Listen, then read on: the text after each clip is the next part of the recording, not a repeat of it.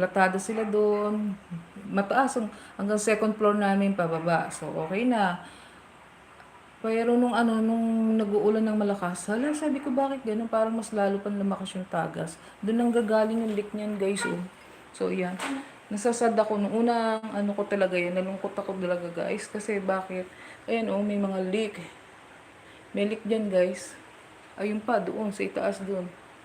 So, kung walang ano to, guys, ayan, oh. Ayan, guys, kitang-kita, ayan, oh. So, nasasad talaga, ayan, oh. So, sobrang talaga akong, nung una, nai-stress ako.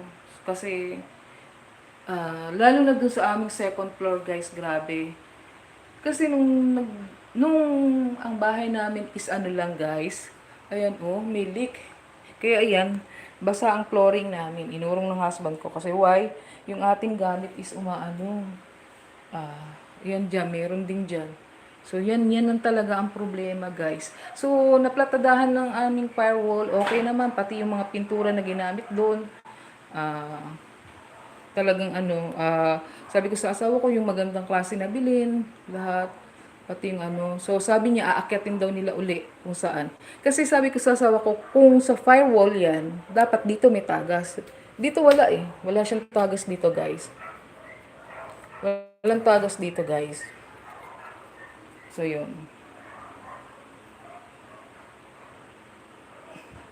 Ang ah, problema natin dito eh. Dito siya doon siya nagsisimula ang tagas. So, yan. Nung una talaga ikinai-stress ko yan. Kaya lang wala na talaga ako magawa kasi why hindi naman magagawa na eh. So, yan oh. Diyan yung firewall natin, kasi ang aking long span is, ang aking third floor is long span. So, dinugtong siya dun sa pinaka, dating bubong ng aming ano. So, yun.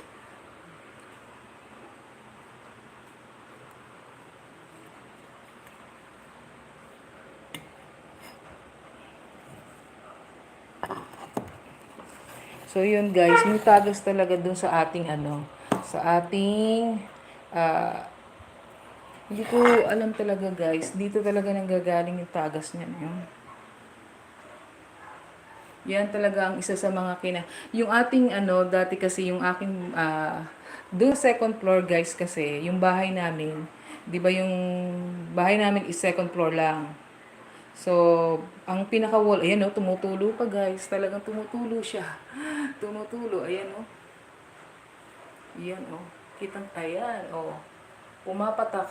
Yan ang sabi ko sa asawa ko kasi kung ang ano niyan is ating firewall, dapat dito ang mga tagas niyan. Wala. Kaya ang problema niyan, dito minsan, ayan, sa ating flooring, basang-basa. Kaya sabi ko sa mga anak ko, mag-ingat kayo sa pagbaba kasi, hindi naman natin ano kasi doon kami sa itaas natutulog. Kaya minsan ako unang bumababa. Pag nakita ko ng basa, nagmamap na ako. So, yun ang ating problem. So, yun. Minsan hindi ko na ini-stress yung sarili ko sa ganyan. So, kasi why? Hindi naman natin hindi ko na kontrolado kasi yung aking husband naman ang umano doon. May kakayahan na ano siya, na anuhin guys, akyatin. So, yan. So, kaya ang nangyayari dito sa ating kusina, yan, meron din siyang tagas dito, guys. So, ayan. Salamat po sa mga nandyan, sumisilip. So, ayan. Dito, ngayon wala siya masyadong tagas, guys. So, ayan.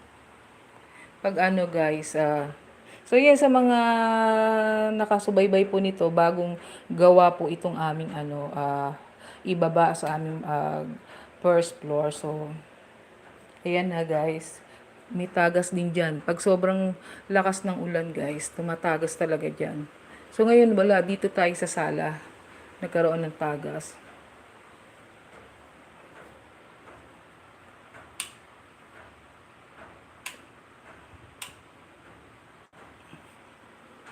So, yan, may mga naglilik kasi, yun ang problem ko ngayon. So, sana magawa ng paraan. So, yung firewall natin, parang 1 year pa lang mahigit eh.